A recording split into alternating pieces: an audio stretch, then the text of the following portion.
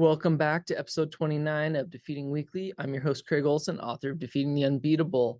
And this is week 6 of our 10-week series on things that require no talent.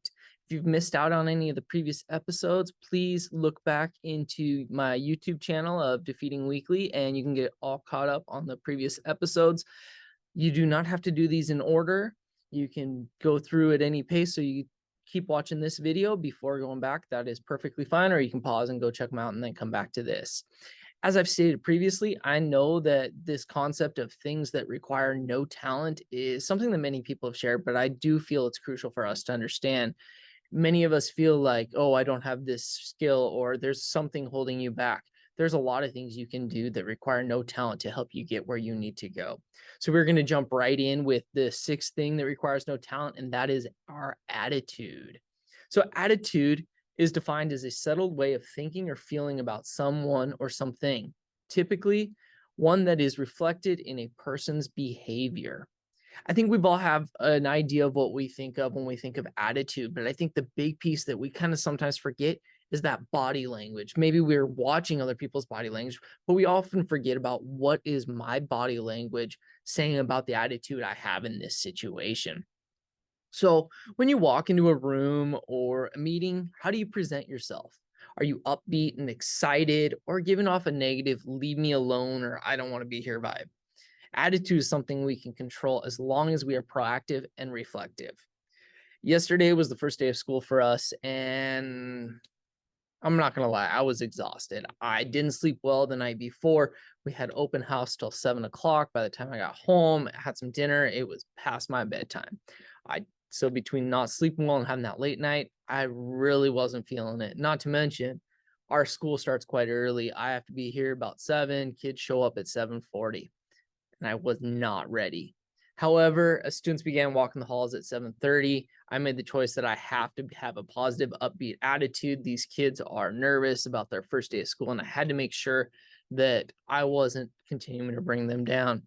So as they're walking the halls, I had a smile on my face. I was joking with students that I had last year, making sure that the new 7th graders were excited and feeling like they had a happy face that was paying attention to them. And you know what happened?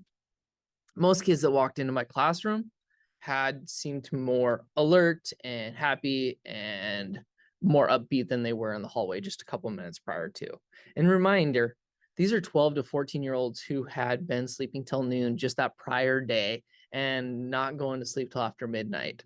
So the attitude that you present can have a direct impact on those around you and set the tone for the interaction. If I had been low beat, just kind of, hey, good morning, like I felt like, these kids wouldn't have been able to get in. However, kids were excited to be in my classroom. We had fun. We joked. We laughed. It was awesome. So with attitude, I got 3 action steps for you.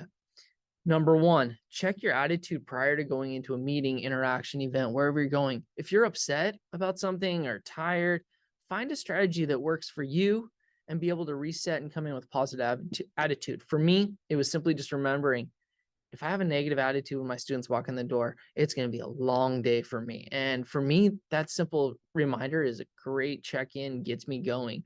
Maybe for you, it's some mantra that you say to yourself. I know it necessarily isn't towards attitude, but the idea of, for me, when I play golf, I remind myself short and smooth. It's just that simple reminder of what I need to do to help me be successful. So with your attitude, check it, come up with something that helps you reset to a positive attitude.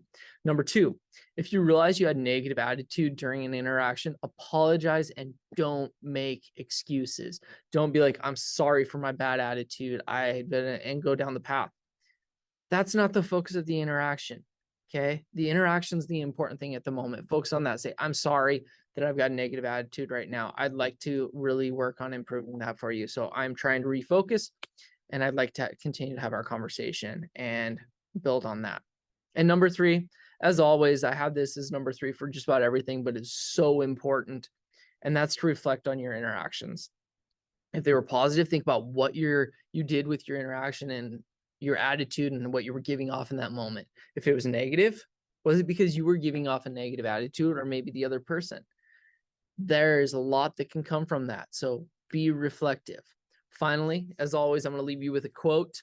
This quote states, "Everything can be taken from a man but one thing, the last of human freedoms to choose one's attitude in any given set of circumstances, to choose one's own way," by Viktor Frankl. I hope you have a great day and defeat the weak.